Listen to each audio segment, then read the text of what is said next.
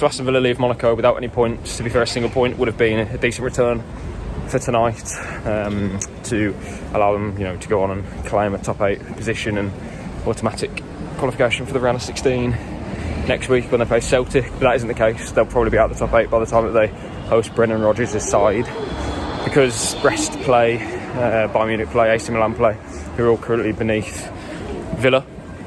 There will be twists and turns, not just at Villa Park, but also in all the other games. There's also lots of matches that are going to be played. Villa will come in and out of the top 8. If they start well against Celtic, they'll be in there. But of course, come the end of that, they'll then know whether they are in the top 8 or do they have a playoff match.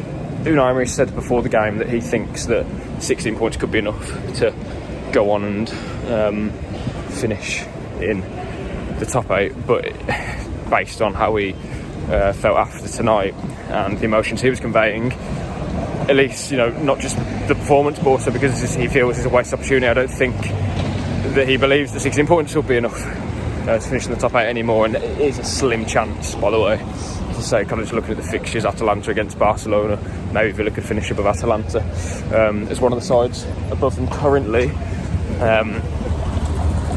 But again, Villa's fate is it's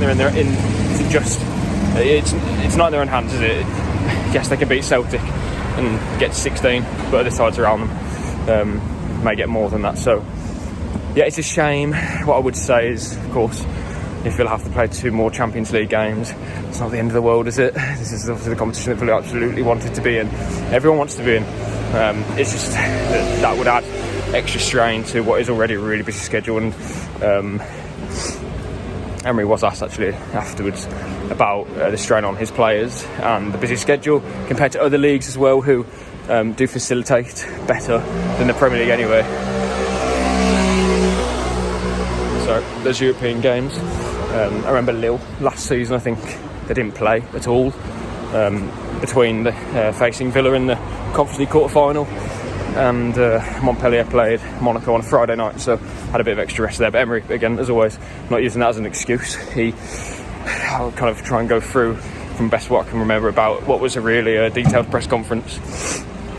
Firstly, he said that Villa's set pieces were horrible. They were really horrible, he said. I think Villa had 7 corners, but Emery said that not one of them they came close to scoring from. Villa obviously conceded from a set piece in the 8th minute. I think it was Kamara's cross, and I believe Mbolo headed it towards goal. Amy Martinez making a smart save, but then Wilfred Singo scoring the rebound. Singo was a doubt, actually, not a doubt, so he came off injured in the match against Montpellier, but he was fine to play and played very well, I must say. Watkins had some joy in the game. He had Villa's best chance when he combined with, Emery Buendia slipped him in, and his shot across goal was well saved by the keeper. I think had a good game, claimed lots of crosses from those corners, as I mentioned just then. On Buendia, he was the only player that really received any credit, to be fair, from Unai. In that press conference, he said that his commitment to the squad's fantastic, his mentality is fantastic, and the quality that he played with today was also fantastic. He started his kind of assessment of Buendia's performance by saying he has the chance to leave, and obviously that's something that we've reported previously. Last week I asked Unai about Buendia's future, and he said he has the possibility to go. It all depends on what offer sits well for him, and I did see some reports from Spain claiming that he won't be going to River Plate, so he wants to stay in Europe. Buendia, but based on tonight's performance, do Villa need to let him go? I'm not sure. Of course, he is an asset. His contract is up in summer 2026, as is the case for Luca Dean, Tyrone Mings, is the case for Diego Carlos, but he is now closing in on a move to Fenerbahce. Fenerbahce confirmed that during the game, that he's on his way to Istanbul. Just on Buendia, of course, a good game today, but that was only his 3rd start of the season. Is that a player that Emery is going to... I don't want to say that he can't trust him, but he clearly hasn't up until now. One game doesn't obviously change the complexion of a player's future, but Villa are aware that he has to be playing, so his value as an asset doesn't depreciate any further after not playing last season from an ACL injury. So it's a bit of a kind of a sad state of affairs that you even have to talk in that way, but I'm just trying to give some context about why he hasn't played and why Villa are, essentially facilitating a loan. Maybe there's a permanent transfer as well, depending on the level of interest and who is after him. We obviously saw Villa go permanently when the plan was a loan initially. Anyway, back to the game. Yeah, Watkins with the best chance before the break. Then Monaco go down the other end, and to be fair, probably should have made it 2-0. Villa, in all honesty, I don't think played particularly poorly tonight. I think it's just a real frustration that the game was there for them to take and win. If Watkins scores that goal, which, good save by the keeper. If Watkins takes his chance, it was a good save by the keeper.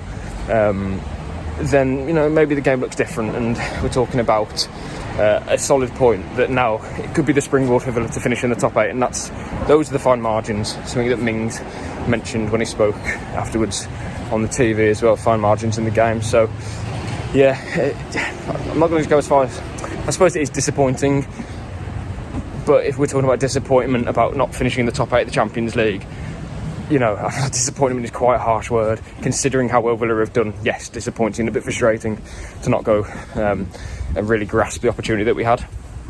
And as I say, anything that's been said that is negative, most of it I think is probably agreed upon by Emery, who, as I say, was more not necessarily animated but more visibly frustrated tonight. Doesn't usually give away his emotions too much, but they were quite clear for everyone to see, and he made it quite clear as well. The first question that was asked to him was what went wrong, and his response was what went wrong. I could sit here for 2 days and talk to you about everything that went wrong. And he then went on to speak for about 5 minutes or so, breaking down 2 big frustrations for him, and one of them included building a team, and he mentioned that some players didn't follow what he wanted from them today. That is, of course, sort of the biggest thing that will be frustrating for Emery. Villa can lose a game, but as long as they execute a game plan, well, that's how it goes sometimes. But today Emery didn't think that was the case. He named a few players who he thought did, and left some players out. I'm not going to name the players that he left out because I don't want to either miss anyone out or get them wrong. But the quotes from Birmingham Live if you wanted to check them out. So yeah, it's a bit of frustration, but I just think the key message is that, well, if Villa have to play 2 more extra matches, that's the case. I think next week will be a fantastic atmosphere, and then it'll be the excitement of Villa are playing X team at home first and then away in the second leg. Away first and home in the second leg. If they finish in the top half of the middle half of those that kind of playoff bunch, Villa will be playing at home if they finish higher, of course. But then, of course, you got the round of 16, and I think Villa would be away from home second, which obviously makes things a bit harder. So I think that's what Emery's thinking is here. We've missed an opportunity, and it was there. Villa weren't outplayed, certainly not. They had 61% of the ball, and I know that doesn't mean too much, but it certainly means that they dominated. And as well, Villa don't usually dominate possession like that, especially away from home. So kind of goes to show the plan that they had, but it just wasn't executed really perfectly. In the final third as well, I think they were lacking that killer instinct. I mean, they didn't score a goal, did they? Leon Bailey was taken off after 56 minutes for John Duran, and this is kind of where my crescendo is for this little walk and talk. John Duran and Ollie Watkins. I'll start with Emery talking about how he made a mistake bringing Duran into the game on the hour mark, and that's something which I remember when Villa played Legia away from home and they lost 3-2, and not after the game, but it was the day after, he mentioned that he made a mistake. And he doesn't know often, Emery doesn't often make mistakes. We all make mistakes, but it's not very often that he'll admit to making them, and that's not because he does it often and he's hiding it. I'm not suggesting that, but just the point that he often doesn't suggest or open up in that way. But this time he did. He said that Villa were then weak in midfield when Duran came on. Duran wasn't a player who Emery named as a player who fulfilled the game plan. Again, whether he missed him out or not, that's open to suggestion, I suppose. But Emery did mention in a pre-match press conference that the reason why it's taken so long to play these two players, or why it's very infrequent even, is because it has to be defensively strong. The structure needs to be good. Emery didn't think that was the case today, so now begs the question, can these players, Watkins and Duran, play together? So far, it doesn't look like they can. Not to great effect anyway, in terms of how it involves the rest of the team. And that kind of leads you on to the other question mark of, well, both of them want to start, neither of them are going to settle for a place on the bench. Can they coexist in the same squad? And I'm not trying to go down into it too deeply after one game, but they've only played 2 games together from the off. Both of them, it's Emery said himself, it's like it's a pleasure for him. I forget the word he used exactly, but he mentioned how kind of pleased he is and how grateful he is that he has 2 top strikers, and we can all see that. I've said at the start of the season that Villa, there's no other team that has 2 better forwards in the squad than Villa.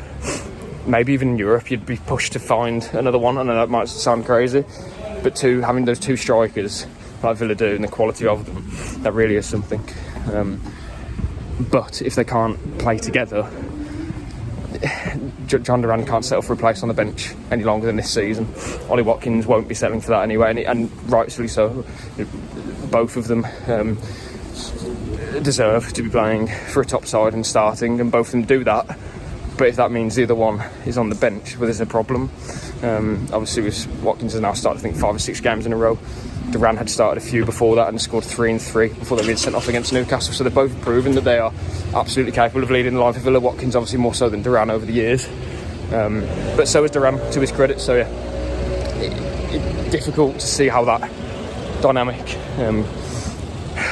works in the long term. Essentially, Emery, he needs to find a way of doing it, but I'm not sure if he can, because the structure does fall away, and that is king. The structure is always king for a team who are competing at the top, especially a team who Emery is coaching, because those teams are at the top. That's how Villa have got to where they are now. It's not individual performances, it's a team effort. So yeah, interesting, lots of different snippets and takeaways.